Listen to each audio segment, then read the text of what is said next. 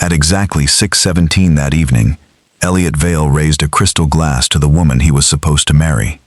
300 guests rose with him. Politicians, bankers, actors, men who owned buildings taller than the church where their parents had married.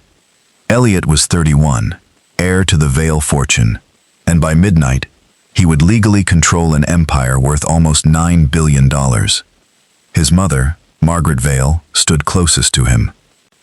His bride, Isabel Hart, smiled beneath a ceiling covered in white roses, and behind two swinging kitchen doors, a dishwasher named Clara Finch stopped scrubbing a plate. She had just seen something that made every drop of blood leave her face. Elliot lifted the glass. To the woman who somehow convinced me that one lifetime might not be enough. The ballroom laughed warmly. Isabel touched his arm. Elliot drank. He lowered the glass. Then his smile disappeared. At first, nobody understood. His fingers tightened around the stem. His shoulders jerked. The glass slipped from his hand. It shattered across the marble floor. "Elliot?" Isabel reached for him. He tried to answer. Nothing came out. Then the billionaire's son collapsed in front of 300 people. Screams tore through the ballroom. Margaret Vale pushed through the guests. "My son." She dropped to her knees and reached toward Elliot's face. And that was when Clara came running out of the kitchen. Her apron was wet. Soap covered one sleeve. A chef screamed at her to stop. Security moved toward her. But Clara looked straight at the head of security and whispered 6 words. "Don't let his mother touch him." Everything stopped. Margaret looked up. "What did you say?" Clara pointed at her hands. "Don't touch him." Margaret's expression changed from fear to fury. "That is my son. I know. Then move." Clara didn't. Margaret tried to reach Elliot again. Clara slapped her hand away. The sound cracked through the ballroom. 300 people stared. Security grabbed Clara immediately. Margaret rose slowly. "You just struck me." Clara struggled against the guards. "Look at your palm." Margaret froze. "What?" "Look at your right palm." Margaret looked down. There was nothing obvious. Then Clara shouted toward the chandelier. "Move her hand under the light." The security chief hesitated. "Do it!" Something in Clara's voice made him obey. He guided Margaret closer to the bright chandelier, and then everyone nearest them saw it. A faint violet shimmer stretched along the skin beneath Margaret's wedding ring. Margaret stared. "What is that?" Clara stopped struggling. "Something that should not be on your hand." Isabel was crying beside Elliot. "Call an ambulance." "They're already coming," someone shouted. Clara looked down at Elliot. His face was pale. Sweat covered his forehead. His breathing had become shallow. How long ago did he drink? "Less than a minute," Isabel said. Clara turned to the security chief. "Keep Mrs. Vale away from him. Nobody touches that glass. Nobody cleans this floor." "Who the hell are you?" he demanded. "The dishwasher." Margaret stared at her. No dishwasher looks at a dying man like that. Clara's expression hardened. "You can ask me later." Paramedics stormed into the ballroom. Clara began describing Elliot's symptoms before anyone could stop her. Sudden weakness, severe nausea, irregular pulse. "Check his heart rhythm immediately." One paramedic looked at her. "Are you medical?" "No." It was too quick, too flat. He noticed. But Elliot's condition was worsening. They worked on him immediately. Margaret stood several feet away, staring at her own hand as though it belonged to somebody else. Then Clara smelled something. She stepped toward Margaret. The security chief blocked her. "What?" "Her perfume." Margaret looked offended. Clara shook her head. "No, not perfume." She pointed toward Margaret's small silver handbag. "Did you put hand cream on tonight?" Margaret's eyes narrowed. "Yes." "When?" "Before the ceremony." "Where is it?" Margaret slowly opened her handbag. Inside was a small white bottle. Clara did not touch it. "Put it on the table." Margaret did. Clara leaned closer. A tiny violet stain circled the bottle cap. The same violet shimmer was on Margaret's palm. Isabel stared at her future mother-in-law. "Oh my God!" Margaret turned sharply. "No." People began whispering. The look on Margaret's face changed. She finally understood what everyone was thinking. "No," she backed away. "I did not hurt my son." Clara looked at her. "I don't think you did." That silenced the room again. Margaret stared at her. "You just told them not to let me touch him, because whoever prepared that cream wanted you to." Clara pointed toward Elliot. "He collapsed before you reached him." Nobody spoke. Clara continued. "That means whatever is on your hand wasn't supposed to be the first dose." Her eyes moved toward the shattered champagne glass. "It was supposed to be the second." The security chief slowly turned toward the glass. Clara's voice dropped. "Someone wanted Elliot poisoned first." She looked at Margaret. "Then they wanted his terrified mother to touch him with enough of the same substance to make sure he never woke up." Margaret's lips parted. Isabel whispered, "Why?" Clara looked around the ballroom, at the guests, at the relatives, at the lawyers, at the executives. Then she asked one question. "What happens to the Vale fortune if Elliot dies before midnight?" Nobody answered. But one man at the back of the ballroom stopped smiling, and Clara saw him. Elliot Vale's uncle, Roland. The man who had controlled the family company for 11 years, and who would lose that control in less than 6 hours. Clara looked directly at him. Roland lifted his glass slowly and smiled. The ambulance left without Elliot's mother. Margaret wanted to go. Security refused. Not because they believed Clara, because 20 minutes after Elliot collapsed, the police arrived and turned the wedding into a locked room. Nobody left. Nobody entered. 300 wealthy guests suddenly discovered that money did not make locked doors open faster. Margaret sat alone at the bridal table.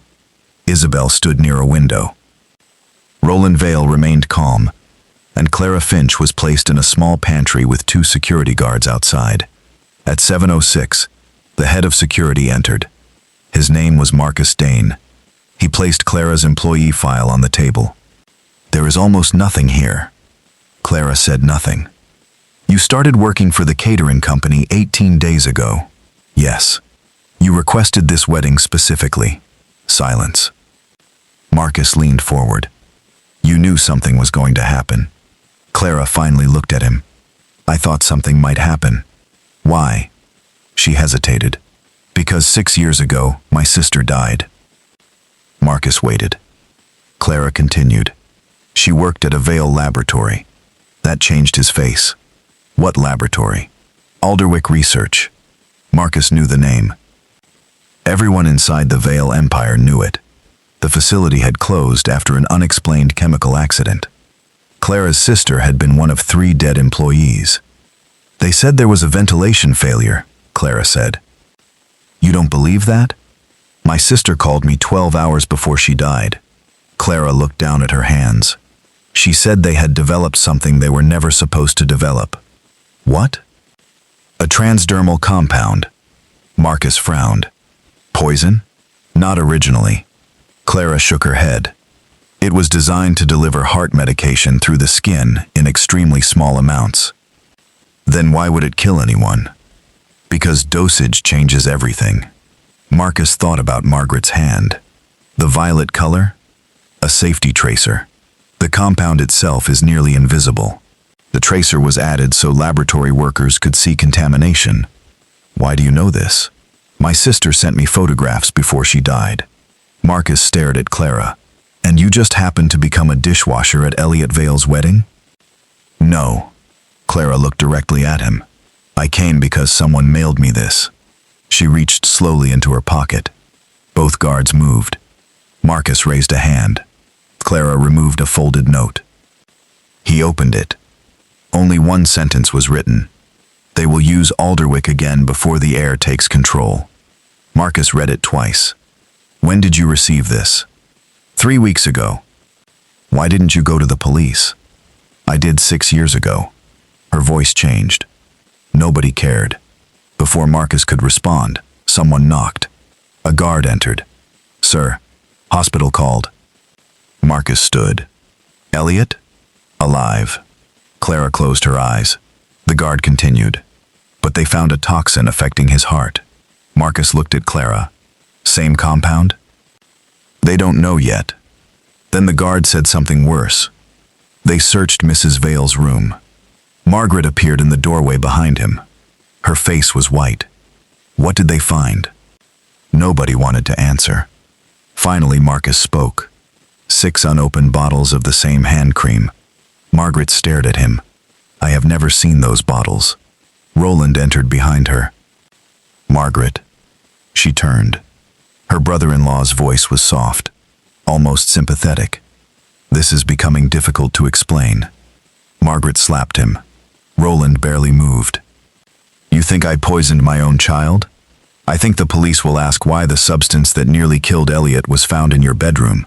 Margaret looked toward Clara. "Tell them." Clara stood. "Those bottles prove nothing." Roland smiled faintly. "The dishwasher has spoken." Clara ignored him. If Margaret planned to poison Elliot, why contaminate 6 unopened bottles? Nobody answered. "It's too much evidence." Marcus understood first. "Planted." Clara nodded. "Someone wants you looking at her." Roland's smile vanished. Then a detective entered, carrying a clear evidence bag. Inside was a tiny glass vial. "We found this behind the kitchen." Clara's breathing stopped. Marcus looked at her. "Do you recognize it?" She didn't answer. The detective did. "It was found inside the dishwasher's locker." Every head turned. The vial contained violet liquid. Roland smiled again, this time more openly. Margaret whispered, "Clara?" Clara stared at the bottle. "That isn't mine." The detective placed another object on the table. A printed security photograph. Clara was in it. The timestamp read 3:14 that afternoon. She was entering the champagne storage room. In her hand was a small glass bottle. The room went silent. Marcus slowly looked at her. "You told me you came here because you thought someone would use the compound." "Yes. And now we have footage of you entering the room where Elliot's glass was prepared." Clara's face went pale. "What happened inside that room?" She said nothing. Roland stepped closer. "Maybe the answer is simpler than all of us imagined." Clara turned toward him. He smiled. "Perhaps the dishwasher didn't save Elliot Vale."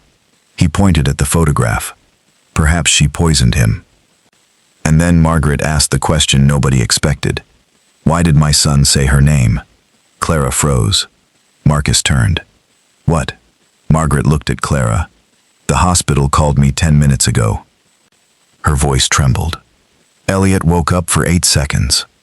Clara stopped breathing. He said one thing. Margaret's eyes filled with tears. He said, "Find Clara Finch." Roland's face changed. Just slightly. But Clara saw it. Margaret stepped closer. "My son has never met you." She stared into Clara's eyes. "So how does Elliot Vale know your name?" Clara did not answer immediately. And that silence almost destroyed her. Roland turned toward the detective. "Arrest her." "No." Margaret's voice was quiet. Everyone looked at her. "I want the answer first." Clara looked exhausted. Then she reached beneath her collar and removed a thin chain. A small silver ring hung from it. She placed it on the table. Margaret recognized it instantly. Her hand covered her mouth. That belonged to Daniel. Daniel Vale, Elliot's father, dead for 6 years. Clara spoke. "My sister didn't call only me the night she died." Margaret stared. "She called your husband." Roland stopped moving. Clara continued. "Daniel Vale came to Alderwick because she told him somebody inside Vale Industries was secretly producing concentrated versions of the transdermal compound." Margaret whispered, "No." He believed her. Clara looked toward Roland. "And somebody found out. 6 years earlier, Daniel Vale died in what newspapers called a sudden cardiac event.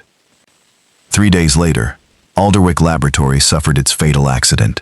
Clara's sister died. Evidence disappeared. The facility closed. And Roland Vale became temporary chairman of the company. Until Elliot turned 31. Until tonight. Clara pointed toward the security photograph. Yes, I entered the champagne room. Marcus stared at her. Why? To mark Elliot's glass. With what? Sugar water and ultraviolet tracer. The detective frowned. Clara continued. I needed to know whether anyone switched his glass after the staff prepared it. You secretly marked it? Yes. Why didn't you tell anyone? Because I didn't know who I could trust. She looked directly at Roland. When Elliot collapsed, I checked the broken stem. Marcus understood. The marked glass? Gone. The room changed. Clara pointed toward the evidence bag. Someone switched Elliot's glass. The detective looked toward security. Check every piece collected from the ballroom floor. They did. 11 minutes later, Marcus returned holding 2 evidence bags. One contained the broken glass recovered beside Elliot. The other contained fragments discovered inside a garbage container behind the service corridor. Under ultraviolet light, the glass from the garbage container glowed. The glass Elliot had drunk from did not. Someone had switched them, but they still needed to know who. Clara looked toward Roland. Check the service corridor camera between 5:50 and 6:10. Roland laughed. You're becoming desperate. No. Clara's eyes remained on him. I'm remembering something. She pointed toward his jacket. Your cufflink. Roland glanced down. One cufflink was missing. Security reviewed the footage. At 6:03, a waiter entered the champagne room. At 6:05, Roland Vale entered through the opposite door. He remained inside for 43 seconds. When he emerged, he adjusted his left cuff. At 6:09, a dishwasher collected a broken glass from the floor. And beneath the service table, investigators found a gold cufflink. Roland Vale's initials were engraved into the back. RV. Nobody spoke. Roland looked at Margaret, then at Clara, then toward the ballroom doors. Marcus stepped between him and the exit. Roland smiled. You have a cufflink. Clara nodded. And a glass. Circumstantial. And the bottles in Margaret's bedroom? You cannot connect those to me. Clara looked toward Isabel. The bride had been silent for nearly 20 minutes. Now she stepped forward. Yes, we can. Roland's face finally cracked. Isabel was holding her phone. 3 days ago, Uncle Roland asked me to give Margaret a wedding gift. Margaret stared.